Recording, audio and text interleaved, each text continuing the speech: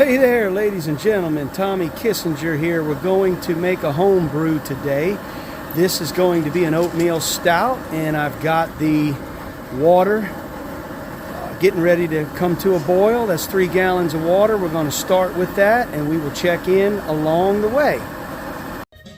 Hey, the next thing we're going to do is to pour the steeping grains into the bag. Boy, that stuff smells good, man. Like an oatmeal cereal, because this is going to be an oatmeal stout. It's a lot of grains for this beer.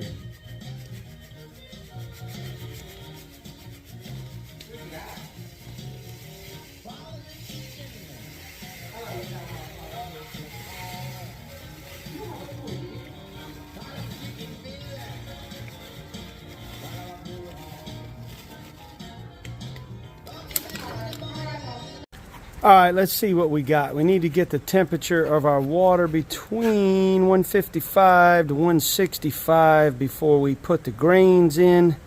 Let's see what we got. It's right at about 160 range. We're good. We're going to get ready to put the grains in. All right, now we're going to place the grains in there. We got the temperature where we want it, and they're going to be in there for about 20 minutes. And you just want to stir as needed. You just want to stir the bag around occasionally to make sure that all of the grains get wet. Just get it all down in there and make sure everything gets into the mix. All right, 20 minutes is up. We're going to pull these grains out of here. We're just going to let some of the excess water drain off. Then in a minute we're going to discard of the grains. All right, we're going to flip this fire back on. Open this gas up here. Bring this thing back to a boil.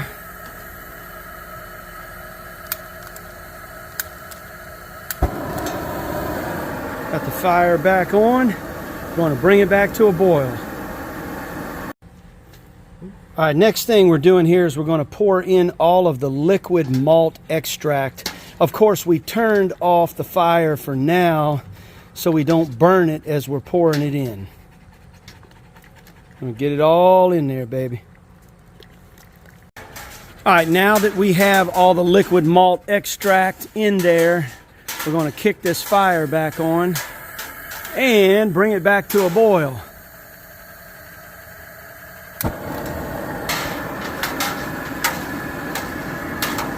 Bingo, I got my buddy Trey helping me. Actually, he's one of my sons. Good job, Trey. We got our mascot here today, Rocky. He's watching over the boil, making sure everything goes just right. That's going to put all the taste in it there, baby. All right, we've got it back to a boil. This is one of the most difficult things to do in the process, is to just get it to the boil and bring it to a point where it'll break, but it's not going to boil over. So you just got to monitor it when it's doing that. Cut your flame back, you know, kind of move it around. Just get it to where it's at a good boil, but it's not going to boil over. Now we're going to start our timer for 65 minutes. Okay, so we started the countdown timer for 65 minutes for the total boil, and then at about 60 minutes into the boil, which is just 5 minutes after you start, there's only one hop addition. This is an easy beer, so you add your hops, your hop pellets, and stir them on up in a minute. Easy does it.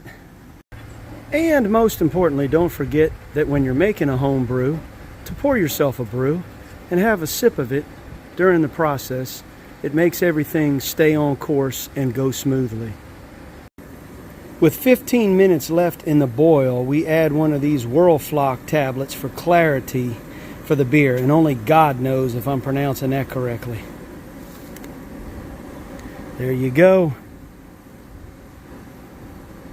And then with 10 minutes left in the boil, we add a half a teaspoon of this W Yeast Beer Nutrient Blend.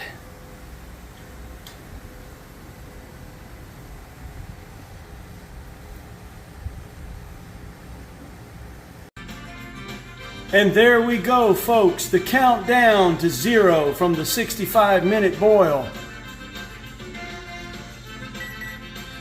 That's it. It's all over with. Time to cool the beer off. I put it in an ice bath. Yes, there's way more sophisticated ways to do this. I'm a little bit old school, just going to put it in an old-fashioned ice bath. Get the temperature down to about 65 to 70 degrees.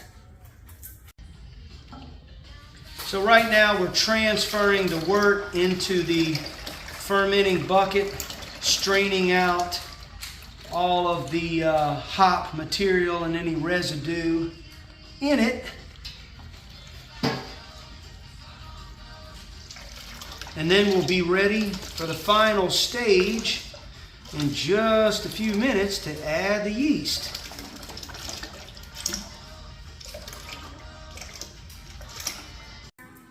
Okay, right now we're going to add chilled, purified water to just bring this up to about 5 gallons. And once we get it up to 5 gallons, then we're going to be ready to add the yeast to it and be ready to put the lid on it and be done with it.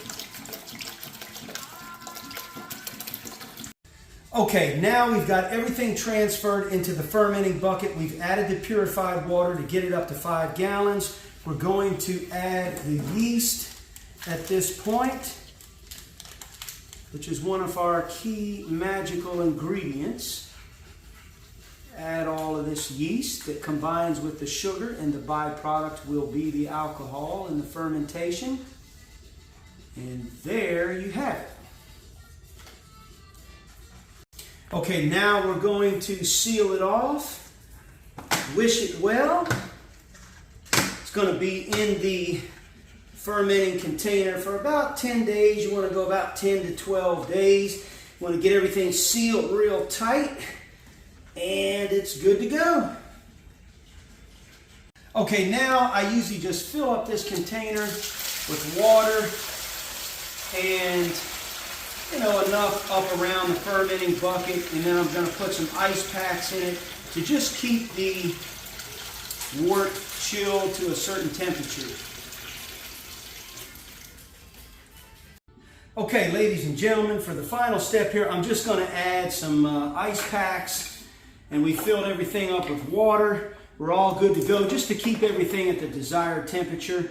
So ladies and gentlemen, another successful brew day, all made possible by the super cool local homebrew shop headed up by Keith Primo, also known as Chico and the Gang. Hey Keith, thank you for your great extract kits, man. We got another one done.